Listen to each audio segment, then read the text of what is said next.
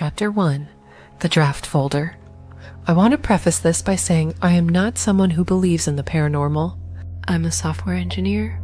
I troubleshoot for a living.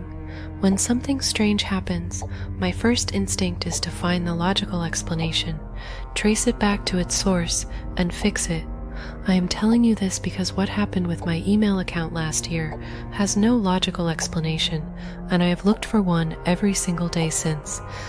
It started with a draft. I use the same email account I've had since college, the kind you accumulate years of history in, receipts and newsletters and work threads going back over a decade. I almost never check the drafts folder. There's no reason to. I don't write emails and leave them unsent. So when I opened it one afternoon looking for an old template and found 43 drafts I had no memory of writing, my first assumption was that something had gone wrong with the interface. A sync error maybe, something pulling in data from somewhere else. I opened the first one. It was addressed to my mother. The subject line was blank. The body of the email said, "I found it, don't come looking." I have never written those words. I have never had a reason to write those words. The email had no timestamp where the date and time usually appear. There was nothing, just a blank space where the metadata should have been. I opened the second draft. Same recipient, my mother. Same blank subject. This one said, "It already knows about you. Don't use the phone." I sat with that for a long time. Then I opened the third one. The third draft was addressed to me, from me. The subject line said, "Read this first," in all capitals. I don't know why I hadn't noticed it before. It should have been the first thing I saw when I opened the folder. The body of the email was long, several paragraphs. I'm going to tell you what it said as accurately as I can remember, because I only read it once before it disappeared. It said that I had been here before, that this was not the first time I had opened this folder, found these drafts and read them. It said that every time I reached the end of the folder, all 43 drafts, something reset, and I started again from the beginning with no memory of having done it before. It said the only way to break the loop was to not open the folder at all. It said I had left myself this note 17 times. It said you never listen. You always open it anyway. You're reading this for the 18th time. I closed the email. I went to the drafts folder to count 43 drafts just as before. I opened the first one. It was addressed to my mother. The subject line was blank. The body said, "I found it. Don't come looking." I deleted every draft in the folder without reading them. I deleted the folder itself. I changed my password, enabled two-factor authentication, contacted my email provider, and had the account audited. They found no evidence of unauthorized access, no sign-ins from unknown devices, no explanation for the drafts. That was 8 months ago. I haven't opened my drafts folder since. Not once. There are currently, according to the small number that appears next to the folder name, 43 unread drafts waiting for me. I don't know how they got there. I don't know when they appeared. I'm not going to open them. I'm writing this down instead, so that if something happens to me, someone else will know. So that the next time I read this, if there is a next time, I'll know I already tried.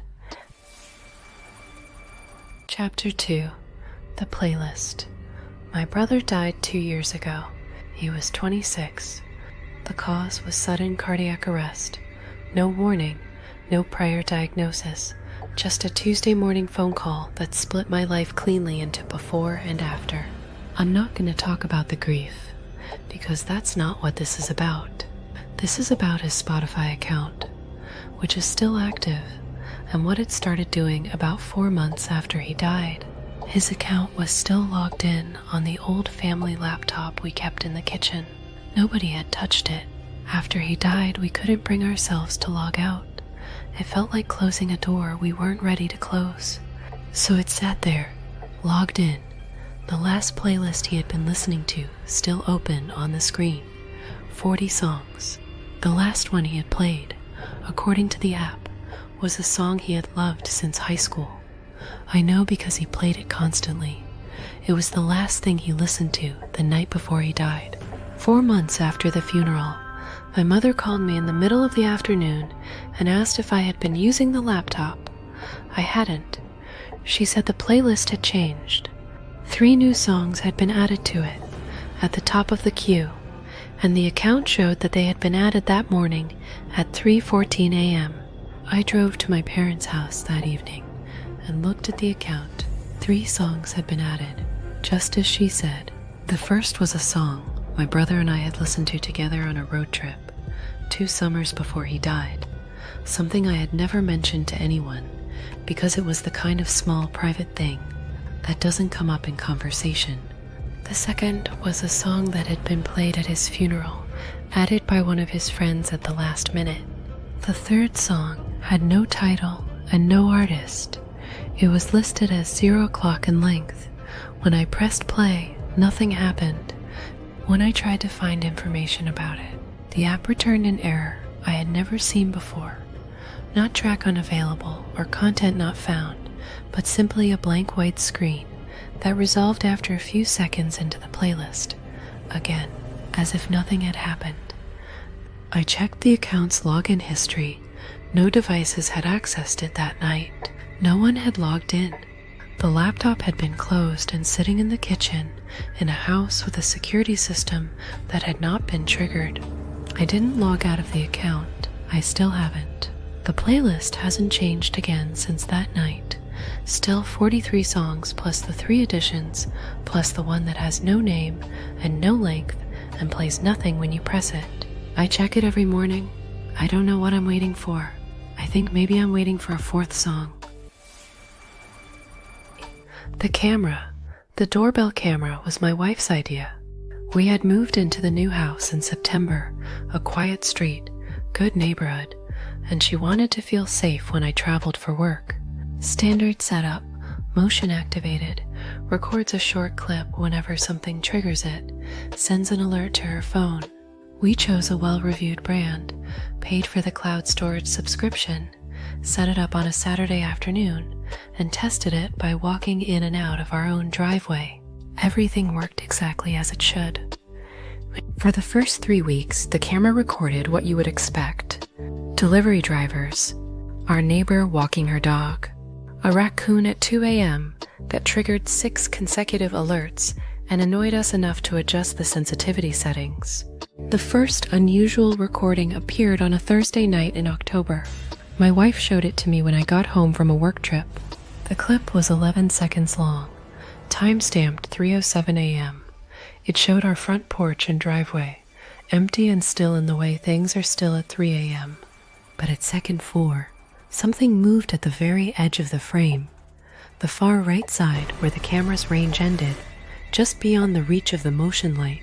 A shape, low to the ground, moving slowly from right to left across the edge of the frame.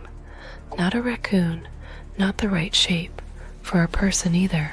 Something in between, or something that didn't fit either category.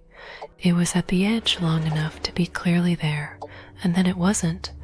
We watched the clip many times. We could not agree on what we were looking at. My wife thought it was an animal she had never seen before. I thought the compression artifacts from the edge of the camera's range were distorting something ordinary into something that looked wrong. We adjusted the camera angle to cover more of the right side of the driveway and went to sleep. The camera recorded nothing unusual for 11 days. Then on a Monday at 3:07 a.m. exactly, it sent another alert. The clip was 11 seconds long again. The shape was back at the edge of the frame, moving in the same direction, at the same pace. Same timestamp, same duration, same movement, as if it had simply continued from where it left off 11 days prior, unaware that time had passed in between. I pulled the full recording history for both nights and compared them frame by frame. The clips were not identical. There were differences in the tree branches moving, in the exact quality of the darkness, in small details that confirmed these were 2 separate recordings rather than one clip uploaded twice. Whatever it was had come back at the same time, moving the same way. We have 63 recordings now, Always 3:07 a.m., always 11 seconds, always the shape at the edge of the frame, moving left. We have shown the footage to neighbors, to a wildlife expert, to a security consultant, and to a police officer who was a family friend. None of them could identify what they were looking at. The security consultant suggested a camera malfunction. The wildlife expert said he had never seen an animal move like that. Last week, the shape appeared for the first time closer to the center of the frame, still at 3:07, still 11 seconds, but closer, as if it had been moving slowly toward us all along, just outside the reach of the light, and was finally getting close enough to see. The police officer watched it twice, handed the phone back, and changed the subject. Last week, the shape appeared for the first time closer to the center of the frame, still at 3:07, still 11 seconds, but closer, as if it had been moving slowly toward us all along, just outside the reach of the light, and was finally getting close enough to see. This has been the Static Files. Try not to look behind you.